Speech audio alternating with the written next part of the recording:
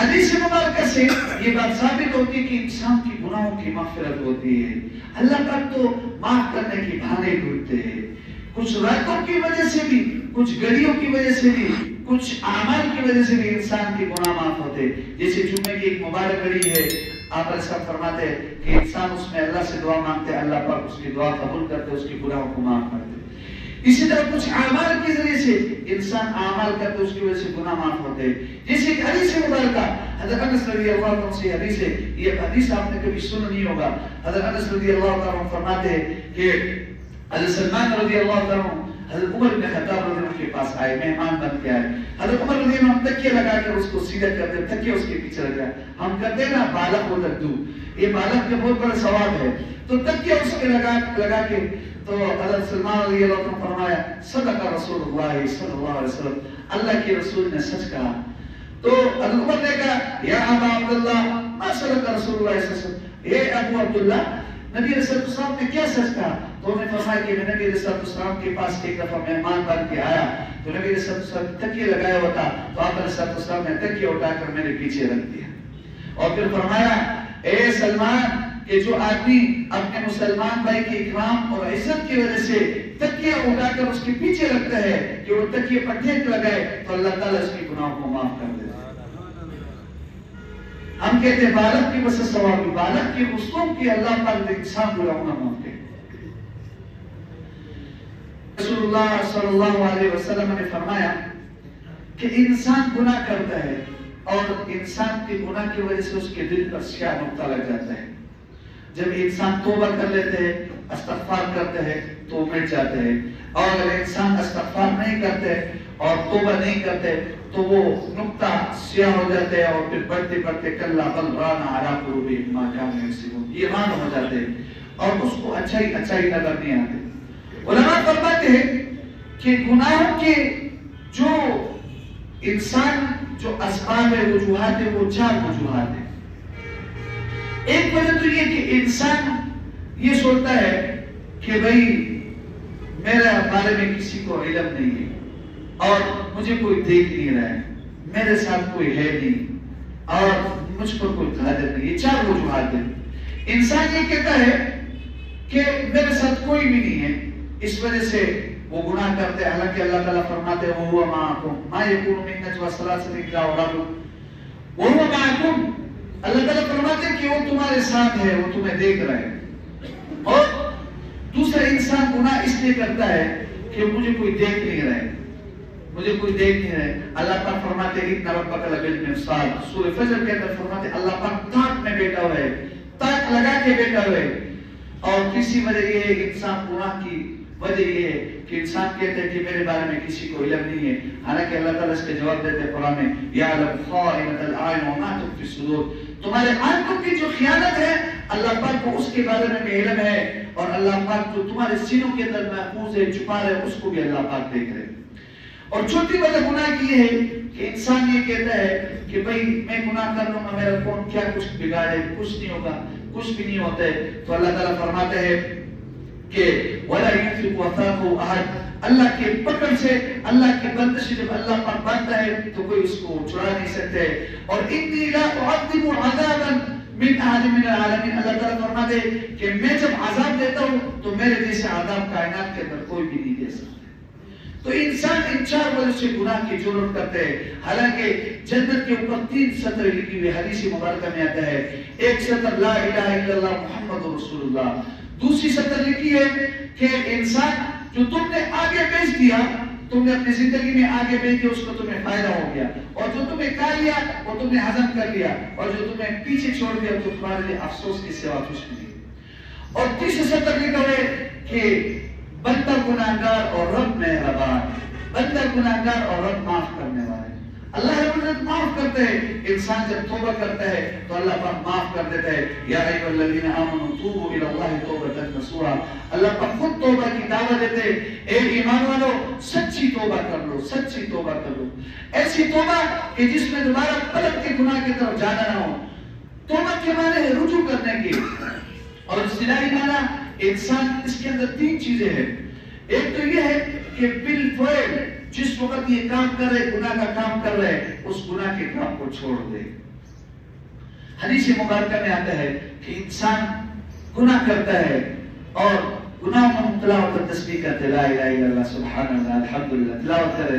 آپ علیہ السلام نے فرمایا اس کی عبادت قبول ہو نہیں ہے، اس کی نفلی فرضی عبادت. گناہ بھی کر رہے اور اللہ اللہ کا نام بھی لے رہے، تسبیحات بھی کر رہے، جب تک جس گناہ میں مبتلا ہے اس گناہ کو نہیں چھوڑے گے تمہاری عبادت قبول ہے. تو پہلی چیز گناہ کے اندر یہ ہے، توبہ کے اندر یہ ہے کہ انسان جس گناہ کو کرتے بالفعل فوراً اس گناہ کو چھوڑ دے. اور دوسری چیز جو گزشتہ زمانے کے اندر اس نے گناہ کیا اس کے اوپر نادم ہو، شرمندہ ہو، دل کے اندر شرمندہ ہو. یہ توبہ اس چیز کا نام نہیں ہے کہ زبان سے توبہ توبہ اور دل میں نادم نہ ہو اور پھر ارادہ کر رہا ہو کہ میں پھر یہ گناہ کروں گا. نہیں، توبہ جو ہے نا پشیمان ہونے کا نام ہے، شرمندگی کا نام ہے. اور تیسری چیز یہ ہے کہ آئندہ مستقبل کے بارے میں پکا مصمم ارادہ کرے کہ میں یہ گناہ نہیں کروں گا. اور جو عبادات اس سے اگر رہ گئے اس کی قضا کرے. اور اگر اس کے ساتھ معاملات ہے تو معاملات کی پھر دو قسمیں ہیں. ایک معاملات یہ ہے کہ انسان کے مالی معاملات ہے، کسی کا حق مارا ہے، کسی کے اس کے اوپر پیسے قرضہ یا کچھ بھی ہے، تو سب سے پہلے جا کر اس کو وہ معاملات طے کر دے، اس کے ساتھ کلیئر کرے جو بھی اس کے ساتھ کر رہے ہیں. اگر وہ فوت ہو گئے تو اس کے جو وارثین ہے اس کے پاس جائے، اس کے ساتھ وہ معاملات طے کرے، لینا دینا جو بھی ہے. اگر وارثین بھی نہیں ہے، اس کو معلوم نہیں ہے، تو یہ بیت المال میں جمع کر دے. اور اگر بیت المال میں گڑبڑ ہے، جیسے آج کل آپ کو پتہ ہی نہیں ہے کہ یہ پیسے کہاں خرچ کرتے ہیں، تو پھر اس آدمی کی طرف سے کیا کرے؟ صدقہ کر دے. جتنا بھی اس کا حق بنتا ہے اتنے اس کو صدقہ کرے. اللہ پاک اس کو اس کے برابر بھی اس کو ثواب دے گا، اس کے ثواب میں کمی نہیں ہوگی. اور اگر مالی معاملات نہیں ہے، کسی کا دل دکھایا، کسی کی غیبت کی، کسی کو گالی گلوچ دیا، کسی کا جو ہے نا کسی کے زمین چھینا ہے، کوئی بھی جو ہے ایسے زبانی کلامی ایسے بات ہوا ہے، کسی کی غیبت کی، چغلخوری کی، بہتان لگائے، تو جا کر اس سے معافی مانگ لے. ایسے نہ ہو کہ حدیث مبارکہ میں آپ علیہ السلام نے فرمایا میرے امت کا مفلس شخص. صحابہ نے کہا یا رسول اللہ آپ کی امت کا مفلس شخص کون ہے؟ تو آپ نے فرمایا بڑے بڑے اعمال لے کر آئے گا، روزہ، زکات، حج، عبادات، تلاوت، لیکن اللہ کہے کہ اس کے اوپر کسی کا حق ہے تو آ کر لے جاؤ. کسی کا دل دکھایا ہوگا، کسی کو گالی دی ہوگا، کسی کی غیبت کی ہوگی، کسی کی چغلخوری کیا ہوگا، وہ ہاتھ اور بدلا نہیں ہوگا، اس کے نیک اعمال ان کو دیے جائیں گے جو حقداران ہیں. لیکن اس کے اوپر پھر بھی لوگوں کا حق ہوگا، اس کی نیکی ختم ہو جائے گی. تو اللہ رب فرمائیں گے کہ ان کے گناہ جن کا حق اٹھا کر اس آدمی کے سر پر رکھ دیا جائے گا. بظاہر یہ آدمی جنتی ہے، لیکن یہ بد زبانی اور بد اخلاقی کی وجہ سے یہ انسان اس کو حکم دیا جائے گا کہ اس کو جہنم میں گرا دو. تو میرے عزیز دوستو، توبہ کے اندر تین چیزیں ہیں. گزشتہ زمانے کے گناہوں پر نادم ہونا، جو گناہ کرے اس کو پھر فور چھوڑ دینا، اور مستقبل کے اندر اس کے بارے میں پکا ارادہ کرنا کہ میں آئندہ کبھی بھی جو ہے نا گناہ نہیں کروں گا. ایک حدیث مبارکہ کے اندر آتا ہے کہ انسان یہ جو گناہ کرتا ہے اس گناہ کی وجہ سے اس کی روزی ختم ہو جاتی ہے. آج ہم گناہ ایسے دڑالے سے کرتے ہیں اور پھر کہتے ہیں ہمارے روزی میں برکت نہیں. ہمارے روزی میں برکت کہاں سے آ جائے گا؟ اور ہمارے پاس گناہوں کی سزا ہمارے بچوں کو بھی ملتا ہے. بڑوں کی جو گناہوں کی سزا ہے بچوں کو بھی ملتے ہیں. ہم نے اپنے معاشرے میں دیکھے ہیں، کہتے ہیں کہ اس کے بڑے بڑے گناہگار تھے، اس کے بڑے بڑے گناہگار تھے، اور جن کے بڑے اچھے ہوتے ہیں اور ہم نے اپنے معاشرے میں دیکھا نیک ہوتے، بے شک وہ غریب ہوتے، دن کا تھا شام کا نہیں تھا، شام کا تھا دن کا نہیں تھا. ان کے اولاد کے اندر اللہ پاک نے برکت دنیا بھی دی اور آخرت بھی دی. حضرت انس رضی اللہ تعالیٰ سے ایک حدیث مبارکہ مروی ہے. آپ علیہ السلام نے فرمایا، صحابہ کو مخاطب ہو کر کہا یہ بتاؤ مجھے کوئی آدمی ایسے ہو سکتا ہے کہ وہ پانی کے اوپر چلے اور اس کا پاؤں گیلا نہ ہو؟ تو صحابہ نے کہا رسول ایسے کون ہو سکتا ہے؟ تو آپ نے فرمایا ایک آدمی اگر دنیا دار ہو اور وہ گناہ سے بچ جائے، ایسا نہیں ہو سکتا. تو دنیا دار کو سمجھنے کی ضرورت ہے. دنیا دار وہ ہوتا ہے کہ جو اللہ کی نافرمانی کرتے ہوئے دنیا کو کماتا ہے اور لوگوں کے حقوق تلفی کرتے ہوئے دنیا کو کماتا ہے. وہ آدمی دنیا دار نہیں ہے جو اللہ کی عبادت کرتے ہیں اور اللہ کے احکامات کو پورا کرتے ہیں، لوگوں کے حقوق کو ادا کرتے ہوئے دنیا کماتا ہے. یہ آدمی دنیا دار نہیں ہے، بلکہ یہ تو عبادت کرنے والا ہے. تو آج ہم دنیا دار بن گئے اور دنیا دار ہونا بہت نقصان کی بات ہے. اس لیے میں عزیز دوستو ہمیں توبہ کرنا چاہیے، سچی توبہ کرنا چاہیے. ایک آدمی تھا बुखारी किताब मुफरद के अंदर इमाम बुखारी ने ये वाकया लाया। वाकयात तो बहुत सारे हैं, वक्त की कमी की वजह से एक वाकया सुनाता हूँ। शाम के वक्त कब्र से वो कुल के आ जाता और वो गद्दे की तरह ही हिलाता था और उसका सर गद्दे की तरह था, गद्दे की तरह उसका सर था। लोग जाकर उसको देखते रहे और फिर उसके बारे में मालूमात की कि भाई क्या मामला है। मालूमात ये मिली कि ये अपनी माँ जब माँ इसको कुछ कहती कि बेटा ये नेकी का काम करो, ये गुनाह का काम मत करो, जैसे आजकल माँ जो है ना औलाद को कहती है मोबाइल को छोड़ दो, नमाज पढ़ो, तो कहती थी वो एक लड़का माँ को कहता कि गद्दी की तरह न बोला करो, गद्दी की तरह न बोला करो। अल्लाह पाक ने उसको ये सजा दिया, अब ये गद्दे की तरफ जो है ना बोल रहे और कब्र से निकल रहे। तो अल्लाह रब्बुल इज्जत तो गुनाह माफ करने के जो है ना अल्लाह को तो भाने चाहिए। अल्लाह पाक जो है ना अल्लाह पाक ने खुद अपने जिम्मे लिया है कि मेरी रहमत मेरे गजब से बड़ी है। अल्लाह ताला तो मसवाक की डंडी है, लकड़ी है, इंसान मुंह के अंदर मारता है, उससे भी अल्लाह ताला माफ कर देते हैं।